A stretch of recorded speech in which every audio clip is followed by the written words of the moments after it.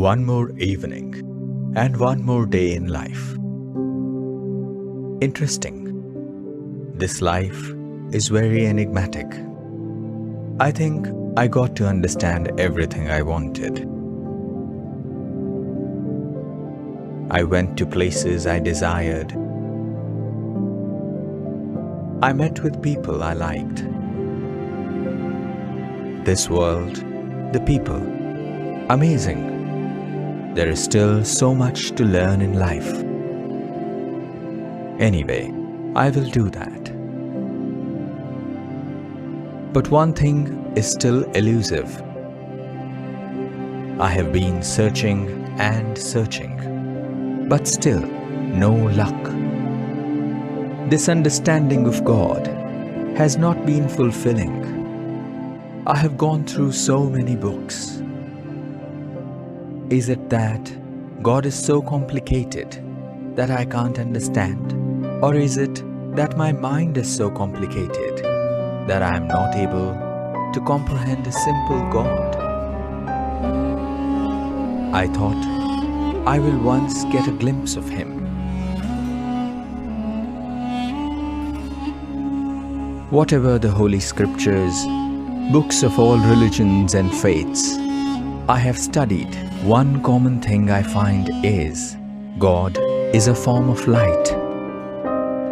Light, light. And now there is plenty of light and light.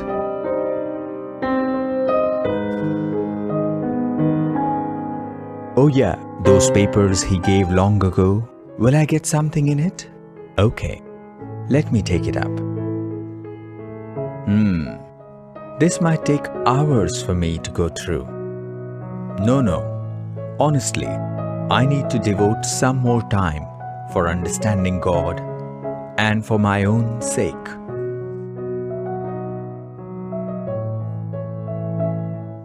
From time immemorial, humanity at large has been looking towards God for many reasons based on certain beliefs.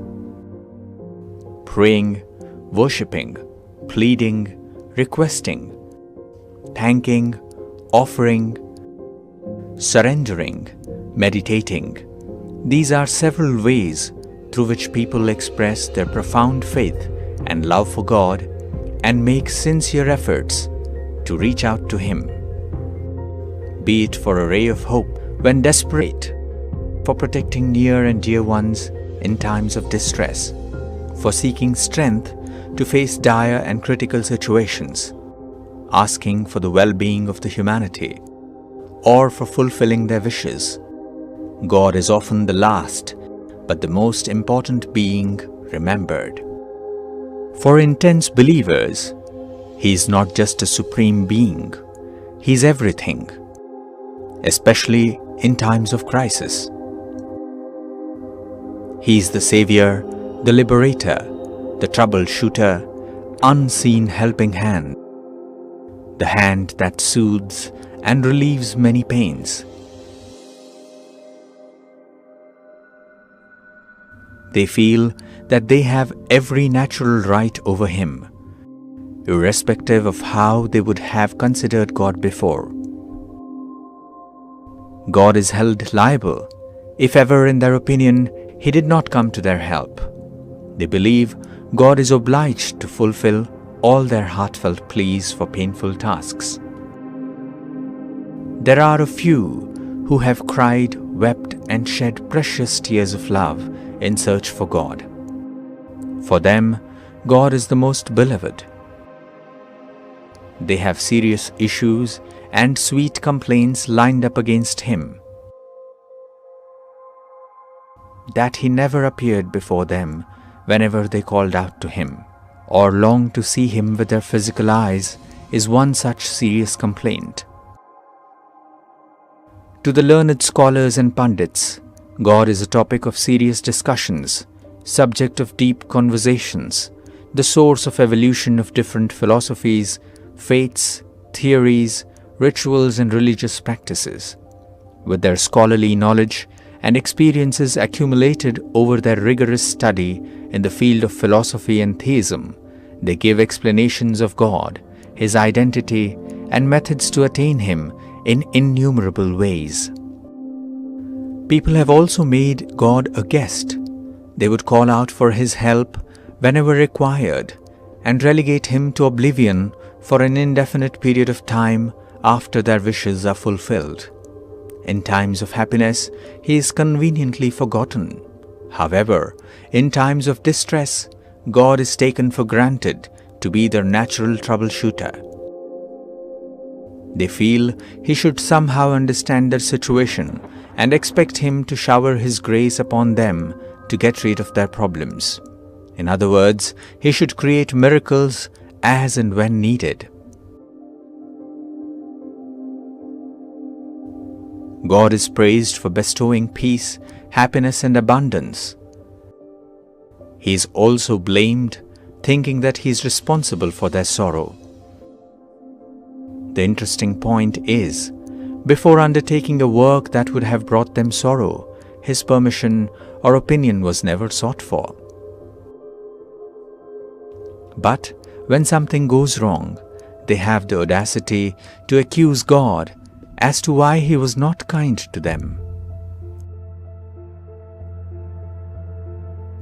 There are also people who are wary and scary of God. Fear, rather than love, grips at the very mention of God. What if God curses? Is God angry? But at the same time, there is a lot of devotion and deep feelings for God. Then there are people who keep thanking for everything, as they believe God has bestowed upon them. And then there are those who pray to God out of obligation that they need to keep the family tradition alive. Some consider other great beings to be gods. There have been many elevated great human beings. They could be godly. They may have uplifted and guided many people. But then, even the most elevated people pray to God. And then, there are conversations that are not uncommon.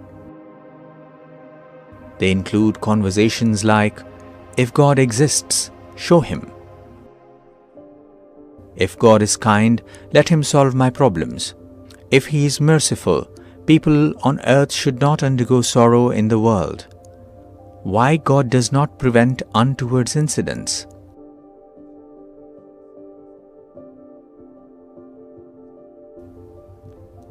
Elements of nature like earth, water, air, fire, and ether have been coexisting with humanity. The sun, the moon, various planets have always been there. Many consider them to be God. But it is also believed that God created the world.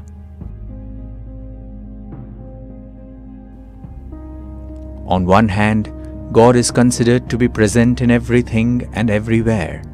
Yet on the other hand, people do call out to God, believing He is elsewhere. Why would people ignore things around them and intuitively look about to call Him if God is omnipresent?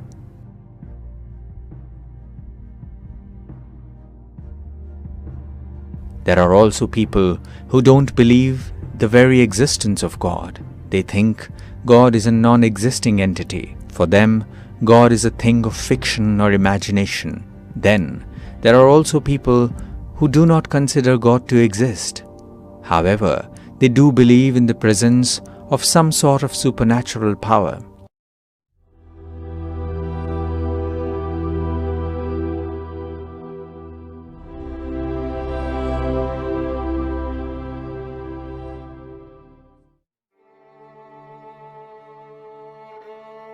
Irrespective of their background, people all over the world pray to God. It means that the love for God binds the entire humanity. So it goes without saying that common understanding of God leads to peace and harmony in the self, society, and ultimately in the world. People usually try two approaches to reach out to God. One is through religion that involves rituals, and the other is through spirituality. Spirituality is beyond religion.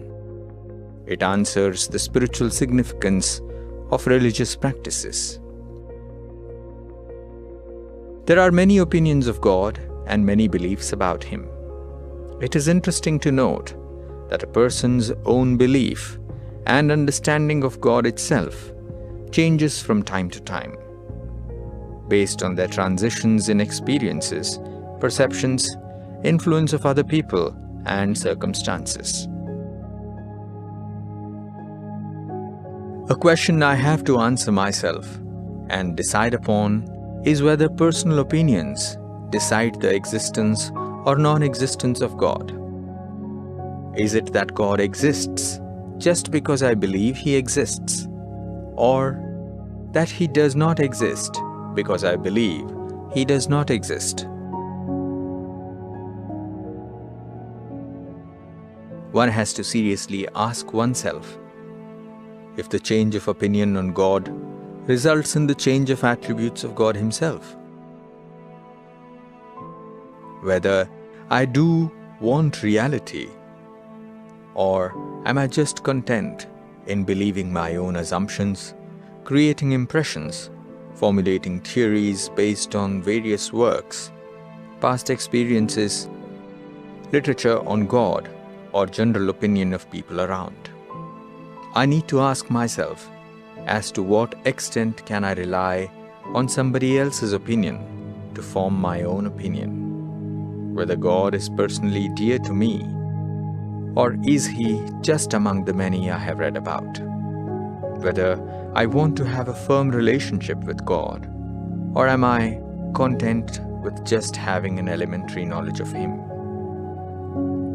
I also need to ask myself whether I would like God to be according to my imagination and understanding, or do I want to know Him the way He really is? Who is God? How to experience God? How to reach Him, connect to Him, communicate with Him, or meet Him? Is it possible to see God with these physical eyes? Is it possible to become God? Can one have a union with God or merge in Him? These may perhaps be some of the most intriguing questions. There are several phenomena in this world which we comprehend only through knowledge and experience. For example, electric current, even air, taste, or any smell. They are invisible, yet we very well understand and experience them. Similarly, we will understand God through accurate knowledge of Him and divine experiences. An accurate account of a person can best be given by the person himself. Similarly, only God can give a very accurate introduction of Himself. Now is the time. You may please contemplate based on the knowledge shared here, as revealed by God Himself, who is the Almighty Authority. It might take some time to realize the truth, analyze and see if it makes sense. Things that are true can certainly be practically experienced and verified, and that which is untrue will always keep changing. God is very much there. He exists as much as anyone else in this world. Let us make an effort to understand God, His name, form, abode, powers, virtues, divine acts, and the time of His descent onto earth, as per His revelations. Let us try to understand and comprehend God's unlimited divine personality, what He is and what He is not, what He does and what He does not do. Let us also understand the interplay between human actions, the law of karma, and God's role. A correct understanding is required to easily focus our minds on God and remember Him. Lovingly remembering God or one of His aspects itself is meditation. Supreme Soul, God, whatever you call, we have sincerely tried our best to depict and express God and experiences with Him through this limited medium of words, music, animation, and picture. With the best intent, we would like to give a clear introduction of God. We sincerely hope this will help you towards having your own personal experiences with God. This is just the beginning of a spiritual journey towards the Supreme Soul.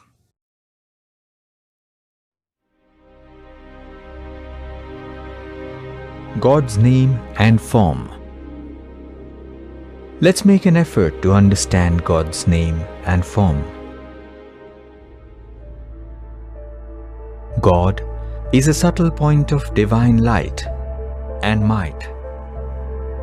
He is a very tiny point, infinitesimally small, sentient being, a divine star-like. He is a self-luminous point of light. He is incorporeal. God is one. His name is also one, and God has only one form, a point of light. God is God to all living beings. God is beyond any belief systems, ideologies, religion, or culture. This extraordinary divine point of light and might is called by different names by different people in the world. His divine name is Shiva.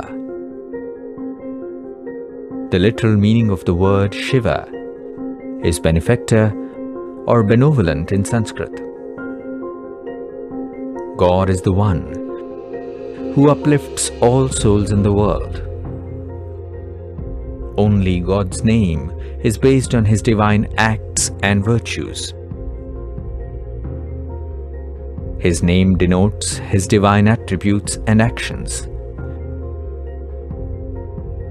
Whereas human beings are named only for identification. God is the Supreme Father of all souls in the world. Whether one accepts Him as Father or not, the reality is that He is the Father of all, transgressing all backgrounds, beliefs, faiths, and human understanding. God is the seed to this vast family tree of human beings. God is beyond gender, yet we often refer to God using the words he or him. This is not in the sense of he or she, him or her, as referred to human beings. The usage of he or him to God is because we could not have called naturally and spontaneously in any other way. Anyone with body will automatically come into the limitation imposed by it. But God has no limitation of any kind because He is bodiless, an incorporeal point of light, and hence He is universally acceptable to all. He does not have any physical body or physical form. No human being is God nor can they be called God. A deity is also not God. Anyone who takes birth and has a physical body is not God. God is beyond the cycle of birth and death.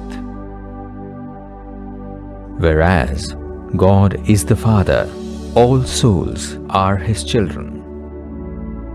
A child can never become a father to itself. Hence, no human can ever become God. God and soul are two distinctly separate entities.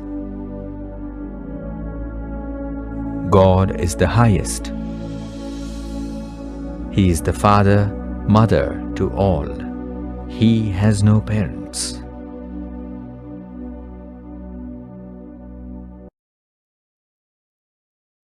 Abode of God. What is the abode of God? Where does God reside? We live in the corporeal world made of physical matter. It comprises the sun, the earth, the moon, countless stars, and all other physical objects and bodies which have been discovered so far and those yet to be discovered.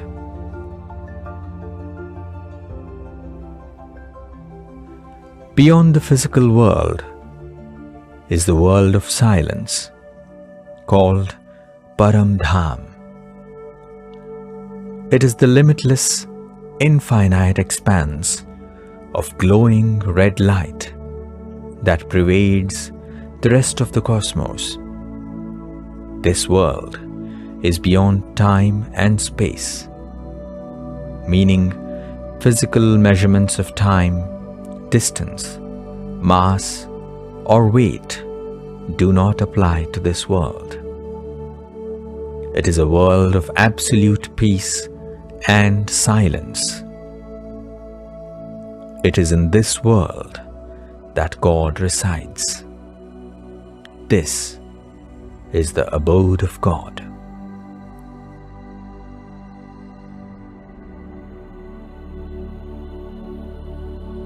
God is an indivisible point of divine light. He resides in Param Dham. He is not everywhere. This is evident by the simple fact that people invariably look above when they call out to God, reflecting the truth that God does not reside anywhere around or in them, but resides in an abode which is located far beyond this world. If God were to be present in every particle, everything on earth would have been living. Moreover, all actions would have been divine. But on the contrary, we see actions which are usually unrighteous. We would not have been stepping on anything, as it would amount to disrespecting God Himself, which is unthinkable. This belief is more out of respect and deep feelings than reality. He knows everything, but it does not mean He is everywhere. It is like the sun and its rays. The sun is at one place, and its rays engulf the entire earth. But it does not mean that sun itself is everywhere.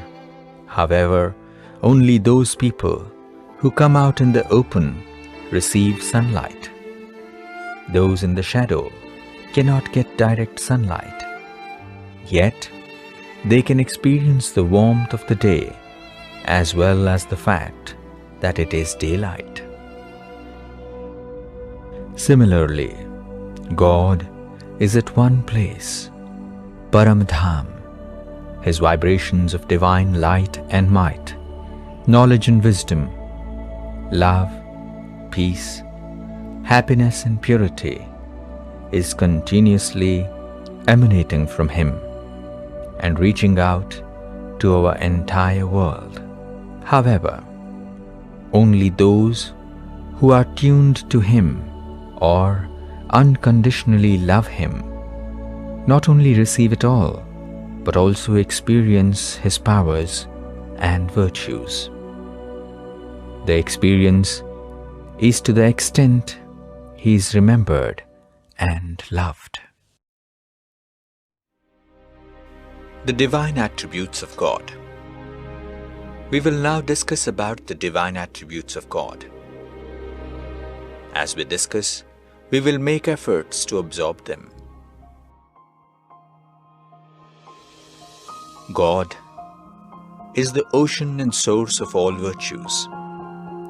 He is the only one with unlimited treasures of everything that human beings aspire for. Knowledge, love, peace, happiness, bliss, and purity are something that every human being would like to have. God is the source and ocean of all these basic qualities. He is the ocean of knowledge. He is the most intelligent of all. He is the ocean of all powers. He is therefore called God the Almighty or Omnipotent. He is the ocean of love. Therefore it is said, God is love. He is the ocean of peace, the ocean of happiness, the ocean of bliss, the ocean of purity, which He showers on all souls. Therefore, He is known as the bestower. He is the ocean of kindness, the ocean of forgiveness, and the ocean of mercy. He is therefore called merciful. When these virtues and powers are needed, He is the one we naturally turn to.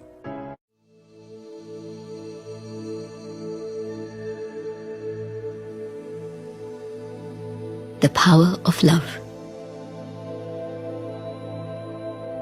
Taking just a minute, I gently invoke the power of love by opening my heart to the One, experiencing my eternal connection with God, the One who comforts all hearts. Feeling God's love, the love of acceptance, I learn to accept myself. My heart is comforted by unconditional love and begins to fill with compassion. I remain open and patient, ready to share love unconditionally.